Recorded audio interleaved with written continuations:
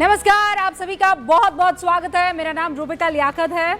अष्टमी की आज आप सभी को खूब सारी शुभकामनाएं।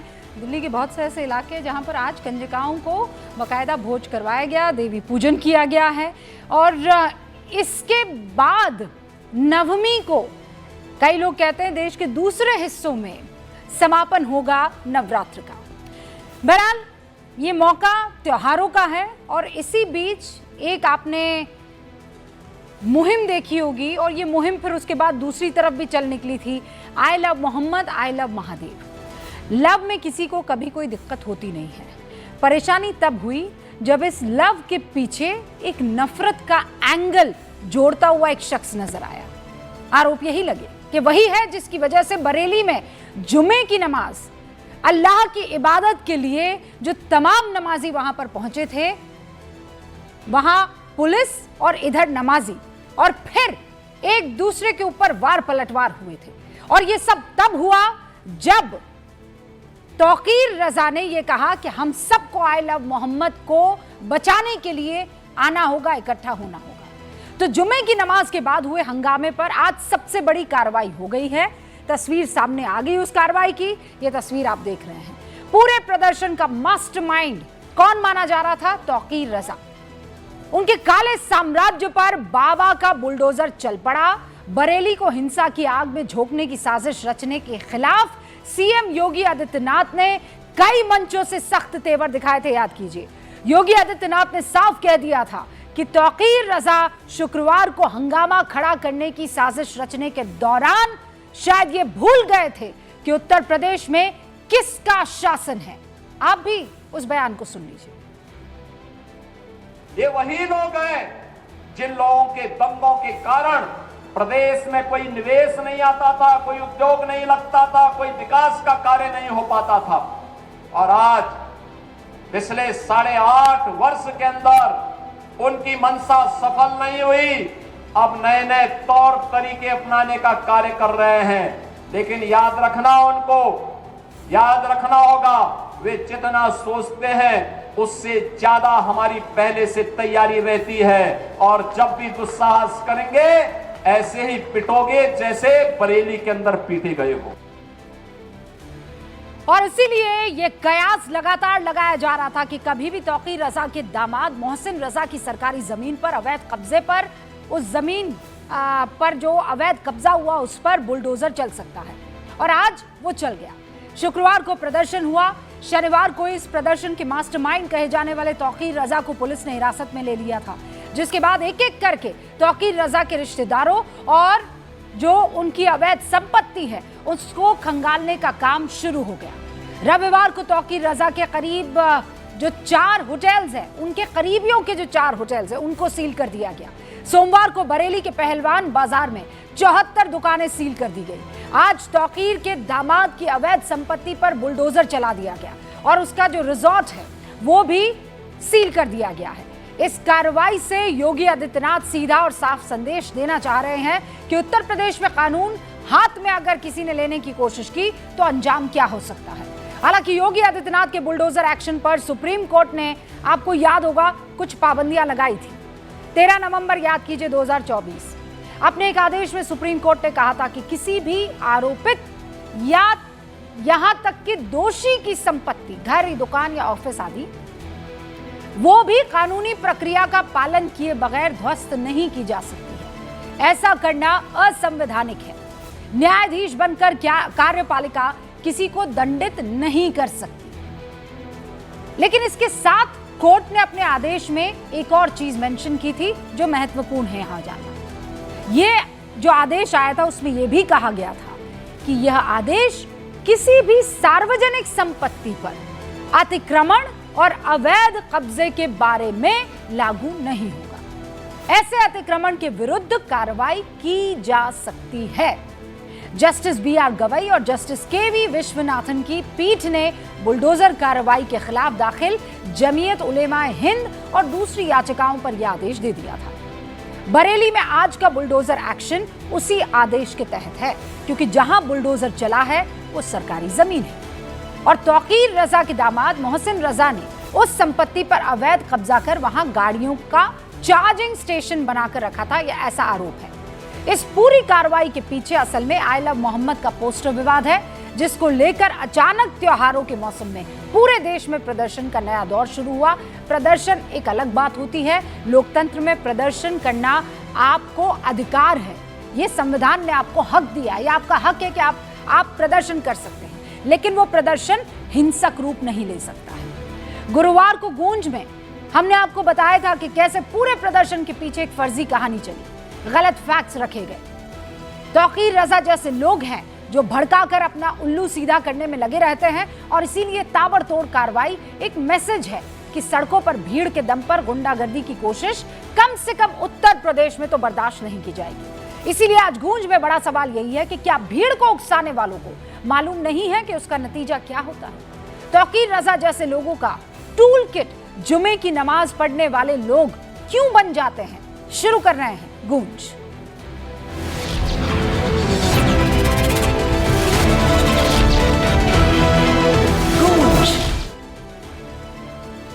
सारे खास मेहमान हमारे साथ जुड़ चुके हैं, उनसे आपका मैं तारुफ करवा देना चाहती हूं। इस वक्त यहाँ स्टूडियो में दो खास मेहमान हमारे साथ जुड़े हुए हैं। यहाँ पर हर्षवर्धन त्रिपाठी जी हमारे साथ जुड़े हुए हैं, जो कि वरिष्ठ पत्रकार हैं, और उनके बगल में सत्यप्रकाश जी आपको दिखाई दे रहे हैं, जेडीयू के नेता हैं। साथ में आपको जो बाकी चेहरे दिख रहे हैं उनसे मैं आपका तारुफ करवा देती हूँ। भारतीय जनता पार्टी के प्रवक्ता है समीर सिंह साहब, उत्तर प्रदेश से ताल्लुक रखते हैं, हमारे साथ जुड़े हुए हैं। समाजवादी पार्टी के डॉक्टर अजीज खान साहब आपको स्क्रीन पर दिखाई दे रहे हैं। आपको ये बता दूं, लेफ्ट के नेता विवेक श्रीवास्तव भी इस वक्त आपको स्क्रीन पर दिखाई दे रहे हैं। ऑल इंडिया इल्म हुनर फाउंडेशन के चीफ है मुफ्ती मंजूर ज़ियाई साहब आपको स्क्रीन पर दिखाई दे रहे हैं। आप सभी का बहुत बहुत स्वागत है। शुरुआत मैं डॉक्टर अजीज खान साहब आपसे कर रही हूँ। बुलडोजर वाली कार्रवाई वहां हुई जहां पर अवैध कब्जा था, तब हुई जब गुंडागर्दी करने की कोशिश की गई, झूठ के बल पर दम और शक्ति प्रदर्शन करने की कोशिश हुई। आपका जवाब। देखिए रूबिका जी, आज जो हालात पैदा हैं पूरे उत्तर प्रदेश में, उसके पीछे मकसद क्या है, सच्चाई क्या है, इसको भी जानना होगा। हाँ। जो बुलडोजर एक्शन हो रहा है, क्यों हो रहा है, कैसे हो रहा है, वो तो बात का इशू है। सबसे पहले तो ये है कि आखिर जो ये हालात पैदा हुए उस पर एक बहुत गहन अध्ययन करने की जरूरत है। बीजेपी पूरी तरह से पूरे देश में आज घिरी हुई है, और उसका नतीजा ये है कि कहीं ना कहीं उसका शिकार मुसलमान है। इस चीज को आप एहसास करिए, क्योंकि आज मुसलमानों के ऊपर जिस तरह जुल्म और ज्यादती हो रही है, जिस तरह उसे प्रताड़ित करने का प्रयास किया जा रहा है, यकीनन दुखद है। बुलडोजर के लिए बाकायदे सुप्रीम कोर्ट की गाइडलाइन है, और उस गाइडलाइन के खिलाफ आप देखिए किस तरह बुलडोजर का इस्तेमाल किया जा रहा है। अभी आपके चैनल ने भी दिखाया इस बात को। और बात आंदोलन की और प्रदर्शन की, देखिए बिल्कुल सच ये है कि कोई भी आंदोलन हो, कोई भी प्रदर्शन हो, बहुत शांति ढंग से होनी चाहिए। अपनी बात को बहुत ही शांति ढंग से कहना चाहिए। जो भी शख्स ऐसे कार्यों में लिप्त होते हैं, कहीं ना कहीं उन्माद मचाना चाहते हैं, कानून व्यवस्था बिगाड़ना चाहते हैं, यकीनन उनके खिलाफ कार्रवाई होनी चाहिए। बिल्कुल उनका समर्थन कोई नहीं कर रहा है, और न करना भी चाहिए। लेकिन इस मुल्क को जो आज़ादी मिली, उसमें आंदोलन का बहुत बड़ा रोल था। उसमें धरना, प्रदर्शन और आंदोलन, ये इसका रोल रहा। लेकिन आज ये इस सरकार को धरना पसंद नहीं, आंदोलन पसंद नहीं, प्रदर्शन पसंद नहीं। आप देखिए किस तरह किसानों पर लाठियां भानी गई, उनका आंदोलन किस तरह नाकाम कर दिया गया। अभी किसान उनको पता नहीं क्या क्या चार्जेस लगाए गए। आप अपना फेवरेट टॉपिक पकड़े। नहीं, मैं इसी पे आ रहा हूँ, मैं इसी पे रहूंगा। मैं कोई फेवरेट नहीं है यहाँ फेवरेट नहीं है। नहीं, देश के हालात है, ये फेवरेट नहीं है। देश के हालात है, वो भी मेरे अपने हैं, किसान भी मेरे अपने हैं। अरे सुनिए, बेरोजगार भी मेरे अपने हैं। वो आपने बेरोजगारों के लिए कितना काम किया है, किसानों के लिए कितना काम किया है, वो सब जानते हैं। ठीक है अजीज भाई, अब मुझे ये बताइए कि आपको किस बात की तकलीफ है? ये जो तौकीर रजा और उनका जो पूरा का पूरा इलाका है, जहां पर उन्होंने ये कब्जा किया हुआ था सार्वजनिक संपत्ति पर, आप चाहते हैं कि उस सार्वजनिक संपत्ति पर, वो किसी की बपौती है, पहले मुझे ये समझाइए। तौकीर रजा या कोई भी हो, ये किसी की बपौती है। सरकारी जमीन तो सरकारी जमीन है ना। देखिए रूबिका जी, सच्चाई ये है कि उसकी क्या सत्यता है, ना मेरे पास कोई प्रमाण है, ना आपके पास कोई प्रमाण है। उस पर हम जाना नहीं चाहते। नहीं, क्यों नहीं हम जाना सिर्फ ये देखना चाह रहे हैं कि जो कार्रवाई और लोगों पे भी हुई है। नहीं, क्यों आप नहीं सुनिए जाना चाह मेरी रहे बात, आप बात समझ लो। मैंने बहुत पूरी important बात सुनी आपकी, मैंने उफ तक नहीं चूंकि किया। उस जमीन एक के बारे में लाइन मुझे बीच कोई में- जानकारी नहीं अजीज है। भाई, मैंने बीच में एक लाइन वो नहीं की। जानकारी आप सुन ले। नहीं, अब मुझे एक बात बताइए, ये तौकीर रजा जितने भी लोग हैं, मैं कह रही हूँ आला हजरत के खानदान से ताल्लुक रखने वाले ये शख्स है, ठीक है, इन सब की हम भी इज्जत करते हैं। हजरत बरेलवी हम भी इज्जत करते हैं, हम भी जाकर अपना माथा वहाँ पर टेक कर आए हैं, दुआएं उनके वसीले से खुदा तक पहुँचे, ये हम करके आए हैं। लेकिन इसका मतलब ये नहीं है कि उनको तमाम तरीके के हक मिल जाएंगे कि वो गरीब मुसलमानों को बरगलाएं और उनको आकर इकट्ठा करें। वो आदमी गायब था जब ये डंडे और लाठी खा रहे थे मुसलमान बच्चे, और आप कह रहे हैं कि अब मुसलमानों पर अत्याचार। तौकीर रजा ठेकेदारी ले रखी है मुसलमानों की, और अगर ठेकेदारी ले रखी है तो कहां थे जब पुलिस के लाठी डंडे चल रहे थे उन बच्चों पर जो नमाज पढ़ने के लिए गए थे फ्राइडे के दिन? बताइए मुझे, कहां थे वो? अब आप सुन ले, अब मुझे मौका दे। सबसे पहली बात तो यह है कि जो भी वहां हुआ, जो भी प्रदर्शन हुए, बिल्कुल गलत हुआ, उसका कोई समर्थन नहीं कर रहा है। और एक बात आप जानिए कि जो कुछ हालात पैदा हुए हैं आई लव मोहम्मद सल्लल्लाहु अलैहि वसल्लम के लिए, जो हालात चल रहे हैं, ये कहीं ना कहीं एक साजिश है। ये साजिश है, इसके पीछे जांच होनी चाहिए। कौन लोग शामिल हैं ये भी पता करने की सख्त जरूरत है। अरे जो साजिश में शामिल है उसके घर पर तो बुलडोजर चल रहे हैं ना। हालात पैदा हुए, ये हालात किसने पैदा किए हैं? अरे सुनिए ना, अरे नहीं, अजीज भाई प्लीज, चल रहा है नहीं चल रहा है, इशू नहीं है। अजीज भाई, एफआईआर की कॉपी आपने पढ़ी है? Did you read that? पढ़ी है आपने कॉपी? मैं आपसे यही कह रहा हूं, इसकी शुरुआत कहां से हुई, मैं आपसे कोई और सवाल नहीं पूछ रही हूं। ये सारा जांच का विषय है। नहीं, 5 सितंबर को जो एफआईआर दर्ज हुई है जिस पर आई लव मोहम्मद पूरे देश में प्रदर्शन और धरना हुआ है, क्या आपने उस एफआईआर की कॉपी पढ़ी है अजीज भाई? हाँ कि ना? अल्लाह को हाजिर नाजिर रखते हुए मुझे जवाब दीजिएगा। देखिए, मैंने कहा मैंने पूरा नहीं पढ़ा है, लेकिन देखा है सरसरी पूरा पढ़ा नहीं है। आपको पता है एफआईआर बताना चाह रहा हूं, अल्लाह का शुक्र है कि आपने सच्ची बात कबूल की। नहीं, रुकिए, आपको क्या लगता है एफआईआर में क्या होगा? ये प्रदर्शन क्यों हो रहे, पहले मुझे ये बताइए अजीज भाई। देखिए, मैं सिर्फ यही कह रहा हूं कि ये प्रदर्शन कहीं ना कहीं एक साजिश है, या इसको एडमिट करने की जरूरत है। ना, कौन लोग साजिश कर रहे हैं? मुझे ये बताइए, मेरा जवान मुसलमान भाई, लाभ हो रहा है, मेरा जवान मुसलमान भाई जुम्मे की नमाज पढ़ने के लिए जाता है, वो छोटे छोटे बच्चे जुम्मे की नमाज पढ़ने जाते हैं और वो आई लव मोहम्मद के फेवर में प्रदर्शन करने लगते। क्यों? देश भर में ये आई लव मोहम्मद के नाम पर प्रदर्शन क्यों हो रहा है? 30 सेकंड में अजीज भाई मुझे बता दीजिए, क्यों हो रहा है प्रदर्शन? देखिए रूबिका जी, मैं सिर्फ यही बात कह रहा हूं कि हुजूर पाक के नाम पर जो प्रदर्शन हो रहा है, हाँ? ये बिल्कुल नाजायज है और बिल्कुल इसका कोई भी सख्त समर्थन नहीं करेगा। एक बात जानिए आप, जो भी उस दिन प्रदर्शन हुआ बरेली में, वो भी बिल्कुल नाजायज है, बिल्कुल उसका समर्थन नहीं होना चाहिए। यही तो मैं कहना चाह रहा हूं कि जो देश का माहौल खराब करने की जो कोशिश की जा रही है, वो कौन लोग कर रहे हैं? Very good. जिनका किसका फायदा हो रहा है? कौन लोग इसमें इन्वॉल्व है?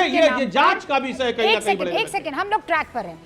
आप ये कह रहे हैं कि आई लव मोहम्मद के नाम पर ये जो फर्जीवाड़ा फैलाया गया है और जिसके तहत ये पूरे के पूरे लोग इकट्ठा हो रहे हैं जगह जगह पर, अलग अलग शहरों में, ये गलत है, आप इसके खिलाफ हैं। तो जो लोग इसके नाम पर मुसलमानों को इकट्ठा कर रहे थे वो भी गलत है? मैं आपसे यही तो कह रहा हूं, बिल्कुल गलत है। गलत है, नहीं होना चाहिए। तौकीर रजा गलत है।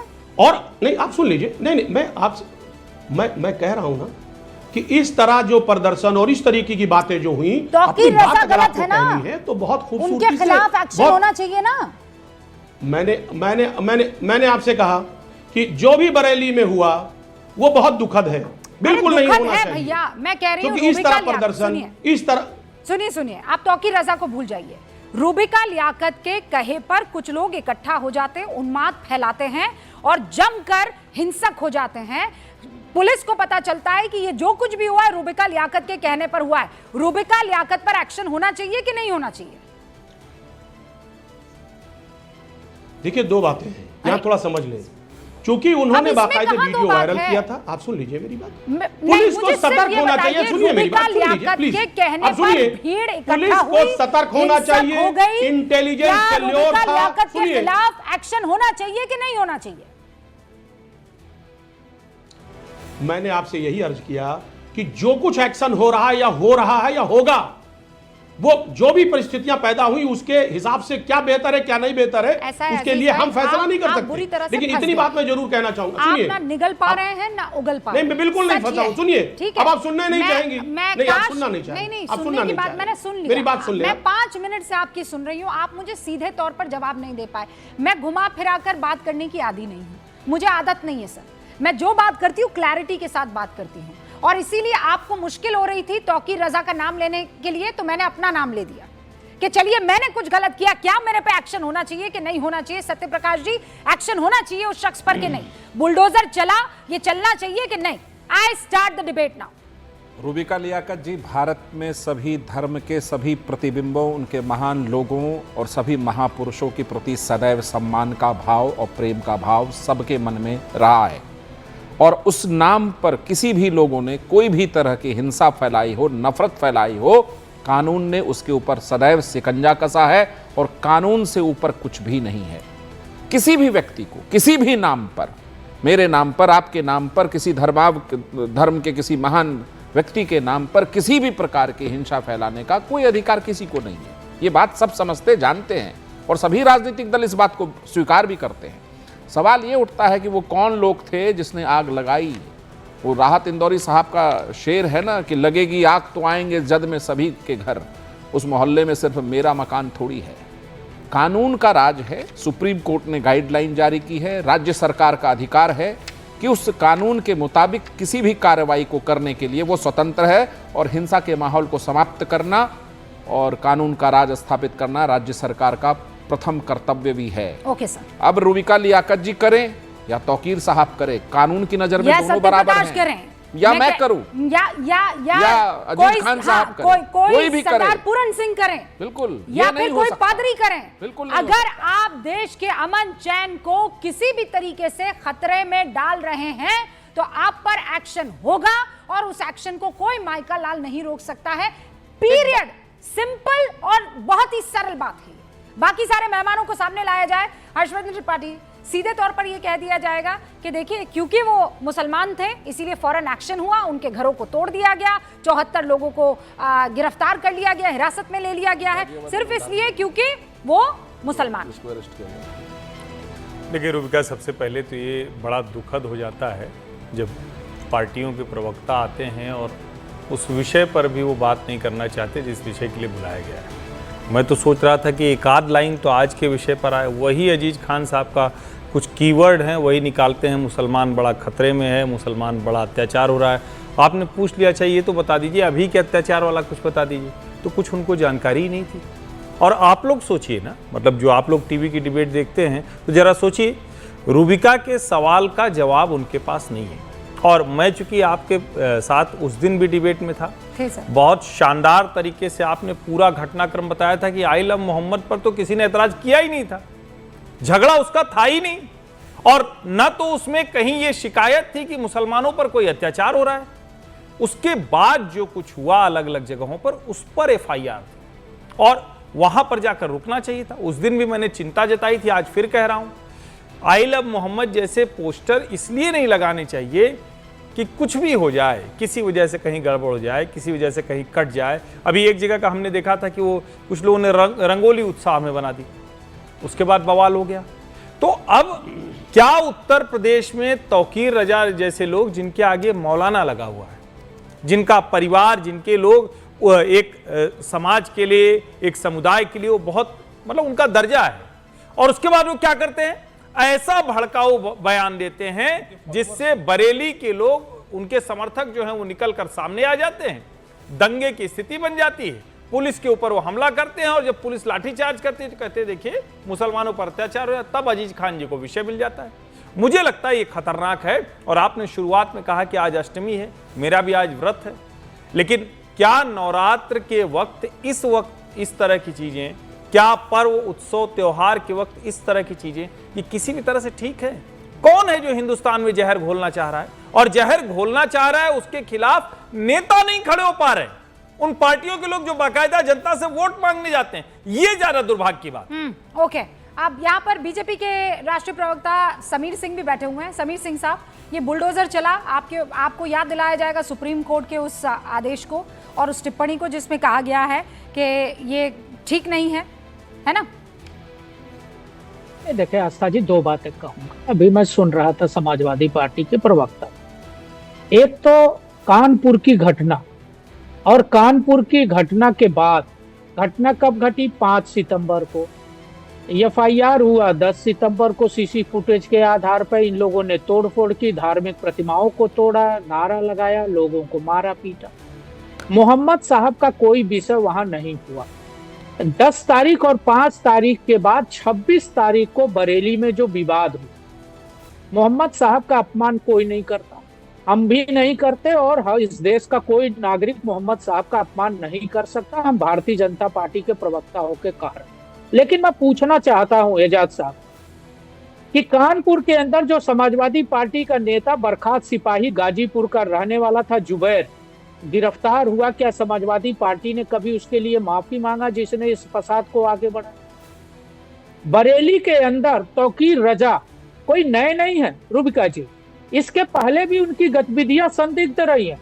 2010 में बसपा की सरकार थी, नसीमुद्दीन सिद्दीकी जी मंत्री थे, उनको हेलीकॉप्टर से लेके लखनऊ आए, खजूर खिलाए, दंगा हुआ बरेली के अंदर, सच सम्मान ले जाके छोड़ दिए, मामला रफा दफा हो गया। 2012 में, 2013 में बरेली में दंगा हुआ, समाजवादी पार्टी की सरकार थी, उनको लाया जाता है। 2013 में मुजफ्फरनगर में भी दंगा हुआ था, जहाज से लाया गया, मुख्यमंत्री निवास में उनको खजूर खिलाया गया, उनको ससम्मान वापस कर दिया। 150 लोग मारे गए थे मुजफ्फरनगर के दंगे में और 50,000 लोग बेघर हुए।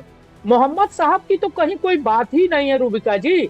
सवाल इसका है कि तौकीर रजा एक गैंग चलाता है बरेली के अंदर, उसमें आरिफ नाम का एक बिल्डर है जिसके पास 150 करोड़ रुपए की संपत्ति है, जिसने अवैध जमीनों पर मैरिज हाउस बनाया है, जिसने होटल बनाया है, जो दुकानें बनाई है सरकारी जमीनों पर, और मस्जिदों की जमीनों पर दुकान बना के पैसा कमाने का काम करते हैं।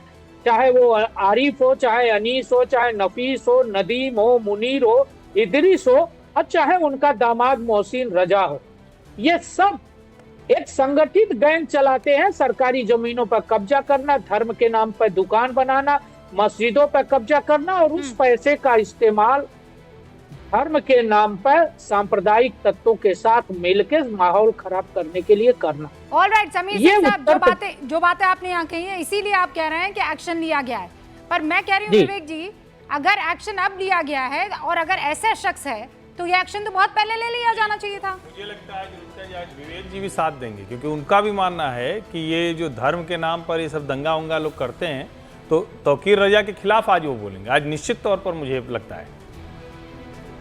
मुस्कुराहट देख रहे हैं आप? हम पंडित जी बोल रहे हैं तो हम सुन रहे हैं, अभी हम बता देते हैं। नहीं तो अब श्रीवास्तव जी बोलेंगे, पंडित जी सुन लेंगे। नहीं, तो अब ये है कि पंडित जी ने कहा कि साहब बहुत बुरा होता है तोड़फोड़ करना, कॉन्स्टिट्यूशन को फॉलो ना करना, लॉ को अपने हाथ में लेना। तौकीर रजा ने ऐसा कहा, डिमोलिशन हुआ, बुलडोजर चले, बहुत बढ़िया बात है। तो साहब बाबरी मस्जिद का भी डिमोलिशन हुआ था, एक भीड़ गई थी। भाई आप कहाँ चले, यही दिक्कत, आप सही बात बोलने लगते हैं तब तक आपको याद आ जाता है कि आप कम्युनिस्ट हैं। बाबरी मस्जिद के डिमोलिशन की निंदा करिए। सर अभी जहां आप खड़े हैं उसकी बात करिए ना। प्रदेश में भी तोड़ने के लिए भीड़ पहुंची, उसकी भी निंदा करिए। विवेक जी, आपसे ये उम्मीद आपसे नहीं थी कि आप देश की न्याय व्यवस्था को ऐसे नकार देंगे। सर्वोच्च न्यायालय के निर्णय के बाद, वो भी सर्वोच्च न्यायालय मतलब सत्र, जिला, उच्च न्यायालय, सर्वोच्च न्यायालय तक पहुंचा है। कम से कम आप तो ऐसे न करिए ना। अरे सबसे लंबा चला केस है ना, इतना लंबा केस चला, सबसे लंबा चला केस है। आप आज की बात करिए, मैं जानता हूँ कि आज आप तौकीर रजा के खिलाफ है, इसलिए दाएं बाएं जा रहे हैं। सही से आइए, आप उस पे आइए बरेली। मैं बाबरी मस्जिद, राम मंदिर, काशी, मथुरा, इन सब पर अलग से आपको डिबेट के लिए बुला रही हूँ, ठीक है? ये मैं बात, मतलब वो तोड़ना ठीक था, मैं उसका क्या तोड़ा डिमोलिशन है यहाँ पर, क्या तोड़ा है सिवाय आपके मनोबल के बुलडोजर ने, और क्या तोड़ा है मुझे ये बताइए। बहुत अच्छी बात है, क्या तोड़ा है बताइए। जिस मकबरे को तोड़ने के लिए उत्तर प्रदेश में हिंदुओं की भीड़ पहुंची थी, उन हिंदुओं के घरों पे कितने बुलडोजर चले हैं, ये तथ्य पंडित जी से जरा पूछ के मुझे बताइए आप। अरे कितने विवेक भाई, बुलडोजर चले हैं और उन अक्यूज के नाम बताइए।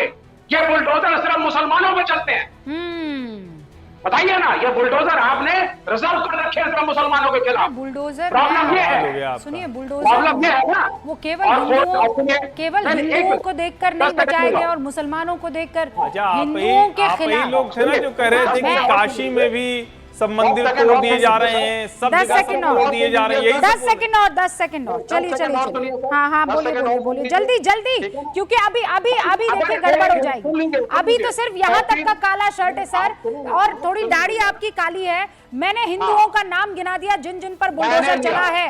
विवेक श्रीवास्तव जी, ये थोड़े बहुत जो गोरे गाल बचे हैं वो भी रंग में आपके शर्ट वाली रंग जाएंगे। मैं आई एम वेरी क्लियर। जल्दी से 30 seconds Vivek Srivastava, I give you 30 seconds and you tell me. ये देखिए, मैं मेरा ये मानना है, अगर कोई सुप्रीम कोर्ट ने कहा कोई सरकारी जमीन पे कब्जा है, अतिक्रमण है, गलत चीज है, तोड़ना चाहिए, कोई बुराई नहीं है। लेकिन आप वेट किस चीज की करते हैं? यानी कि अगर मैं हिंदू हूं, मैं अतिक्रमण करता हूं, सरकारी जमीन पे मेरा कब्जा है, मैं किसी प्रोटेस्ट को एंटी गवर्नमेंट करता नहीं, तो भाई कब्जा करेगा, बहुत बढ़िया बात है। और आप अगर मुसलमान हैं और सड़क पे उतर गए, तभी आपको आइडेंटिफाई किया जाएगा, अब आप तभी तैयार आपकी जमीन तोड़ी जाएगी, तैयार रहिए। आपकी फैमिली को 30 सेकंड्स आर ओवर। स्क्रीन पर विवेक श्रीवास्तव, आप सुनिए, मैं एक एक करके नाम गिना रही हूं, आप मुझे ये बताइएगा ये आदमी हिंदू है कि मुसलमान, ठीक है? ललितपुर के मड़ावरा में बीजेपी अल्पसंख्यक मोर्चा का जिला उपाध्यक्ष पूर्व मंडल अध्यक्ष विक्रम जैन बजाज, मकान के अवैध निर्माण पर बुलडोजर चला था।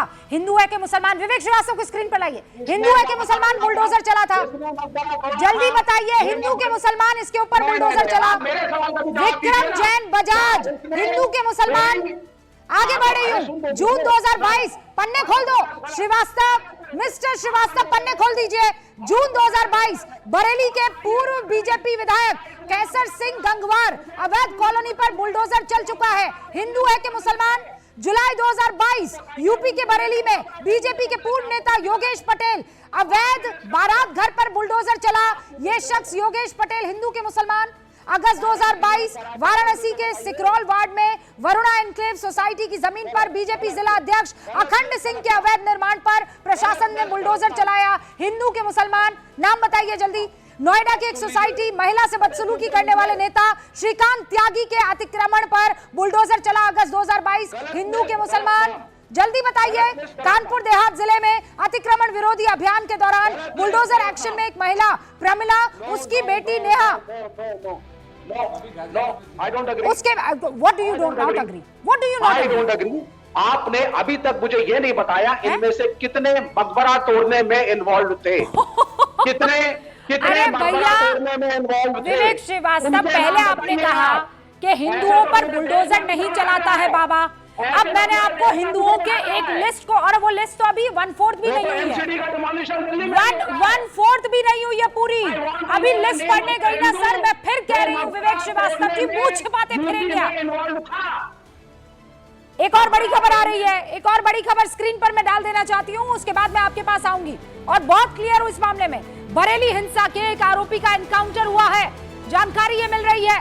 एनकाउंटर के दौरान आरोपी ताजिम को गिरफ्तार किया गया है। गोली लगने से घायल हो गया था यह आरोपी ताजिम, और इसे अब गिरफ्तार कर लिया गया है। एक के बाद एक ये केसेस सामने खुलकर आ रहे हैं। गोकशी के केस में भी ताजिम नाम का ये शख्स, ये गैंगस्टर जो है, ये उसमें भी आरोपी था, और अभी बरेली हिंसा में भी आरोपी है। इसके एनकाउंटर में पकड़े जाने की अभी खबर आ रही है। ज़ियाई साहब हमारे साथ जुड़े हुए हैं। ज़ियाई साहब, मैं सीधी सी एक बात कह रही हूं और आपको इसमें मेरा साथ देना होगा। हमें ऐसे मुसलमानों की जरूरत है जो युवाओं को भटकने से बचाए, ना कि ऐसे लोगों की जरूरत है जो युवाओं को भड़काए, खासकर मुस्लिम युवाओं को, और कहे कि तुम्हारा गुस्सा पाल के रखो और फिर बाहर निकलना, और उसके बाद तुम इस तरीके का कोहराम मचाना कि बाद में माएं और बहनें रोती रह जाएंगी और तुम्हारा केस तक कोई लड़ने नहीं आएगा। मैं तौकीर रजा साहब के मामले में बहुत ही संजीदगी के साथ ये बात कह रही हूं कि उन्होंने आह्वान तो कर लिया कि आ जाओ जुम्मे की नमाज, और अब देखिए क्या आलम है। रूबिका देखें, मुल्क के अंदर में जिस तरीके का वातावरण है, ये किसी भी सूरत में इसकी जवाब की सूरत नहीं निकल सकती। बगैर परमिशन के किसी भी किस्म का एजिटेशन करना, रोड पे आना, पत्थर लेना, बंदूक साहब लेना, एक और सेकंड किसी रोक रही हूँ। ये देखिए तस्वीरें हम आपको बता रहे हैं, ये पुलिस, फुल फ्रेम कीजिए जरा इन तस्वीरों को। पुलिस ने इन सबको पकड़ा है। ये बहुत सारे लोग हैं जो जुमा की नमाज के बाद वहां पर हिंसा फैला रहे थे और अब ये कहा जा रहा है कि पुलिस ने इन सबको हिरासत में लिया है। जरा ऑडियो सुनते हैं और फिर ही समझ में आएगा कि चल क्या रहा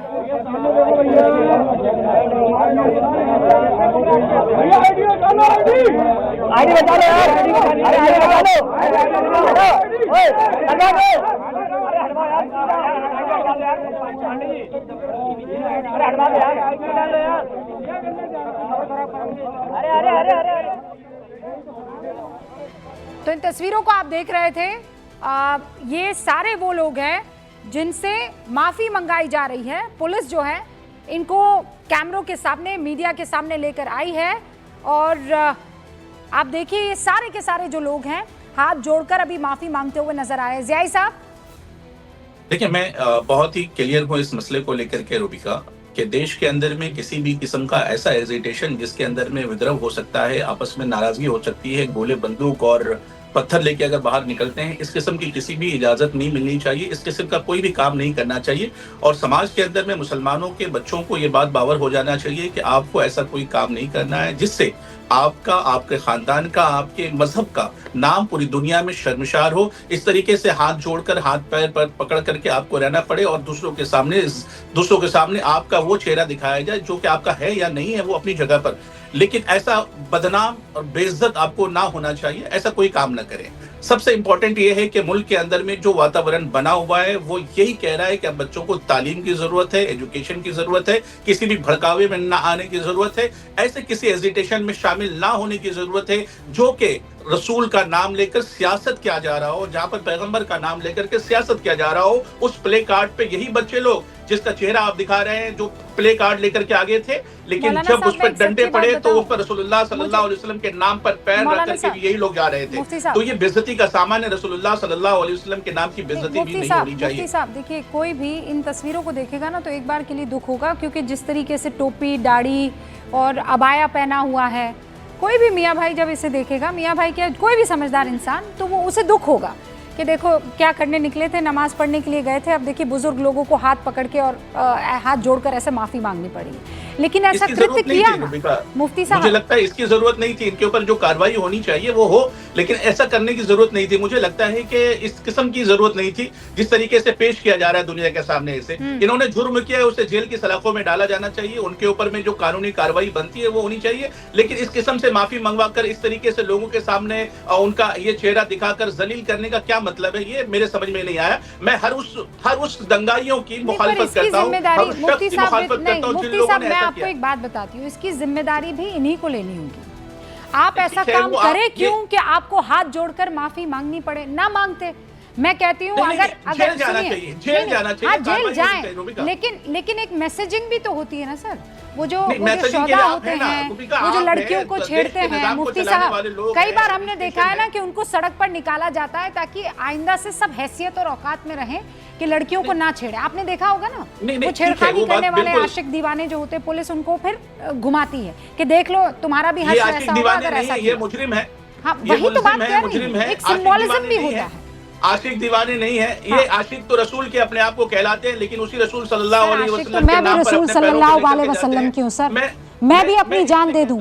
नहीं, हुजूर सल्लल्लाहु अलैहि वसल्लम के नाम पर मैं भी अपनी जान कुर्बान कर दूं सर। आप भी यहाँ पर बैठे हुए हैं, लेकिन मैं किसी के कहे के अनुसार नहीं अपनी मोहब्बत का इजहार करूंगी ना। अगर मुझे मौलाना साहब आप कहें कि रूबिका तुम अगर हुजूर सल्लल्लाहु अलैहि वसल्लम से मोहब्बत करती हो तो आ जाओ बाहर सड़क पर, तो मैं कहूंगी भाई क्यों आ जाऊं बाहर सड़क पर? क्या वजह है कि मुझे सड़क पर आना पड़ेगा? मौलाना मुफ्ती साहब, ठीक है ना, मैं क्यों आऊंगी? मेरे खुदा और मेरे बीच में जो रिश्ता है उसके लिए मुझे सड़क पर क्यों आना है? और अगर आऊंगी, चलिए कुछ गड़बड़ है, कुछ किसी ने कह दिया है तो मैं आऊंगी, लेकिन पहले मैं ठोक बजाकर पता करूंगी कि ऐसा क्या हो गया कि मुझे आई लव मोहम्मद लिखकर सड़क पर आना पड़ेगा। किसी बच्चे ने ये पता किया कि क्या हुआ है मामला, सब के सब निकल गए। रूबिका यही कहता हूँ एजुकेशन के लिए जरूरत है। मैं आपको बहुत सालों से जानता हूँ, आप ऐसा नहीं करेंगी, मैं ऐसा नहीं करूंगा, और हमारे जो नौजवान बच्चे जो पढ़े लिखे हैं बिल्कुल ऐसा नहीं करेंगे। जिन्होंने ये समझ होनी चाहिए कि अल्लाह रसूल के नाम का इस्तेमाल सियासत में जो लोग इस्तेमाल करते हैं, आप इस्तेमाल हो जाते हैं, इस बात को समझने की जरूरत है। लेकिन इस तरीके का जो काम हो रहा है, जो टीवी चैनल पर जिस तरीके से दिखाया जा रहा है, माफी मंगवाया जा रहा है, हाथ जोड़वाया जा रहा है, फिर उसके ऊपर अगर माफी आपने मंगवा ली तो फिर जेल में भेजने की क्या जरूरत है? माफी मंगवा लिया तो छोड़ देना चाहिए, नहीं, पर या फिर माफी मंगवाना नहीं चाहिए था, इस तरीके से जेल में डालना चाहिए। हर्षवर्धन जी जल्दी अपनी बात कहिए और उसके बाद बिलाल खान भी हमारे साथ। मुफ्ती मंजूर जी जो बात कह रहे थे खुद को कॉन्ट्राडिक्ट कर रहे हैं। कोई अगर इस तरह का गंदा काम कर रहा है कि उसकी वजह से किसी समाज, किसी कम्युनिटी के ऊपर धब्बा लग रहा है, दाग लग रहा है, तो माफी मांगने में क्या दिक्कत है? और आपको वो पीड़ा हो रही है कि वो टीवी पर माफी मांगते दिख रहे हैं, लेकिन दंगा करें वो ठीक है? और ये सवाल बार बार पूछा जाता है। आपने भी कहा कि एजुकेशन की जरूरत है, लोगों को एक तरह से कहे कि उनकी समझाइश ठीक होनी चाहिए, लेकिन हर बार नमाज होगी, नमाज के बाद ये होगा। आपको नहीं लगता? और आप तो मुफ्ती हैं, मैं तो बार बार ये सवाल करता हूं, सारे मुफ्ती मौलाना जो भी लोग इनसे जुड़े हुए लोग हैं, क्या आप लोग इस बात को समाप्त नहीं कर सकते हैं कि ऐसे किसी भी समय पर जब आप कह रहे हैं कि आप इबादत करने जा रहे हैं और उसके बाद निकलकर आपके हाथ में पत्थर आ जाते हैं? ये तो बड़ा खतरनाक है ना। अगर देश के मन में ये भावना आने लगे तो ये तो बहुत खतरनाक है। और उस पे एक मौलाना जिसने ये कॉल दी वो गायब हो गया, उसके घर परिवार के लोग संपत्ति अर्जन अभियान पे निकले हुए हैं, कहीं कुछ कब्जा कर लिया, कहीं कुछ कर लिया। अब इसमें आप ये भी, आप शायद इस बात को न माने, ज्यादातर संपत्तियां वक्फ की होती हैं, जो गरीब मुसलमानों के काम नहीं आती हैं, ऐसे लोग कब्जा कर लेते हैं। तो आप लोग वो बात करते क्यों नहीं? जब ये बुरा लग रहा है आपको, लेकिन असली मूल जो दिक्कत है उस पर बात नहीं कर रहे। ओके मुफ्ती साहब, मैं आप ही से इजाजत ले रही हूँ। हमारे साथ बिलाल खान भी बैठे हैं, वो अपने आप को बहुत करीबी बताते हैं तौकीर रजा साहब के। जरा उनका रुख कर लेते हैं। अक्सर ये कहा जाता है कि बिलाल खान यहाँ दिल्ली में रहते हैं और जब जब तौकीर रजा का यहाँ आना होता है उनसे मुलाकात ज़रूर होती है।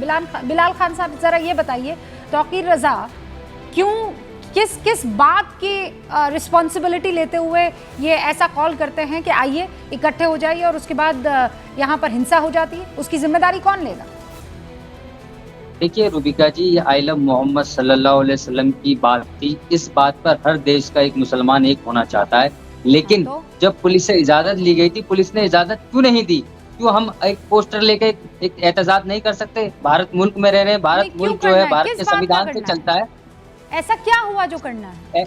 आपको नहीं पता क्या हुआ मैम? 7 तारीख में क्या हुआ था? हाँ बताइए क्या हुआ? 7 तारीख के अंदर जो हमारे, सुन लीजिए, एक पोस्टर विवाद के ऊपर 7 लोगों पर FIR की, सिर्फ और सिर्फ पोस्टर आइलम मोहम्मद सल्लल्लाहु अलैहि वसल्लम के लगाने पर, उसको लेकर विवाद था। और उस दिन क्या प्रोग्राम था? आप वकील हो बिलाल खान और उसके बावजूद ऐसे झूठ फैला रहे हो, और वो भी आपको लगता है गूंज में बैठकर आप झूठ फैलाएंगे और मैं आपको सुनूंगी और आप चाहोगे कि मैं बाकियों को सुनाऊं। पोस्टर विवाद पर नहीं था FIR इस बात पर थी कि ये 6-7 लड़के जहां से जुलूस निकाल रहे थे, गाड़ी पर बैठे हुए थे। मैं और वकील हैं आप, पढ़ के आइए ना। FIR पढ़ी है आपने? Did you read the FIR? पढ़ी है? हाँ बताइए क्या है, क्या लिखा हुआ है? एक मिनट, मैं आपको बता रहा हूँ, सुन लीजिए। आप जो FIR पर अड़ी पड़ी हैं, FIR एक आपने एक बार भी सवाल किया, एक चुने हुए मुख्यमंत्री जिन्हें भारत के संविधान की शपथ ली है, इधर-उधर की बात मत कीजिए। FIR में क्या लिखा हुआ है बताइए। दाएं बाएं मत कीजिए। FIR में क्या लिखा हुआ है बताइए। FIR में क्या लिखा हुआ है? FIR में मैं बता रहा हूँ आपको। FIR में तो ये सेक्शन लगाए गए, दंगे के भी सेक्शन लगाया है, परमिशन नहीं थी उसके अंदर, सारी चीजें क्या लिखा? सुन लीजिए, BNS की धाराएं अलग अलग धाराओं में जिस तरीके से लगाया है वो गलत है। कोई भी बच्चा बता देगा, मेरा 9 साल का बच्चा बता देगा FIR में अलग अलग धाराएं हैं। FIR में लिखा क्या है? किस वजह से FIR हुई है? FIR किस वजह से हुई? मैं आपको बता रहा हूँ किस वजह से FIR हुई। अगर हम प्रोटेस्ट कर रहे हैं, वहाँ पर ये पुलिस के द्वारा ये कहा गया है, जिन जिन सेक्शन में FIR हुई है, कि ये दंगा करना चाहते थे, पुलिस पे हमला करना चाहते थे, संपत्ति को नुकसान पहुंचाना चाहते थे, आग लगाना चाहते थे, जबकि ऐसा कुछ नहीं था। नहीं, जो वहाँ पर परमिशन लेने की बात की तो पुलिस ने परमिशन क्यों नहीं? झूठ है। कौन सी FIR पढ़े आप? क्या लिखा है FIR में ये बताइए ना। करना है भारत के अंदर मुझे बिलाल खान 5 सितंबर की FIR, 5 सितंबर की घटना है, 9 तारीख को या 7 तारीख को FIR दर्ज हुई है। क्या लिखा है उस FIR में ये बताइए ना मुझे। उस FIR में मैं बता रहा हूँ, जिस पोस्टर को लेके विवाद था कि कुछ लोगों ने, जो दूसरे समुदाय के लोग थे, उन लोगों ने जाके कंप्लेंट की। एक बाहर जो है एक पोस्टर आइलम मोहम्मद सल्लल्लाहु अलैहि वसल्लम के नाम से लगा हुआ था, उनको इससे प्रॉब्लम थी, उन्होंने जाके शिकायत की वहां पे। बिलाल खान FIR पढ़ लो, FIR पढ़ लो और मुसलमान कौम को बरगलाना बंद कर लो। एफआईआर में बिलाल खान लिखा हुआ है कि कुछ लड़कों ने जुलूस निकालते वक्त गाड़ी पर बैठकर डंडे से किसी और धर्म के पोस्टर को फाड़ा, इसीलिए भावना आहत करने के चलते उन पर एफआईआर दर्ज हो रही है। उस पैराग्राफ के नीचे जिक्र है आई लव मोहम्मद का। आई लव मोहम्मद के नाम पर एफआईआर नहीं हुई है। झूठ बोलना बंद कीजिए अपनी दुकान चलाने के लिए, खुदा के वास्ते। ऊपर जाकर जवाब क्या दोगे? वो जो हूरे मिलने का ख्वाब है ना, वो यहीं टूट जाएगा झूठ के चक्कर में। बहुत बहुत शुक्रिया आप सभी का।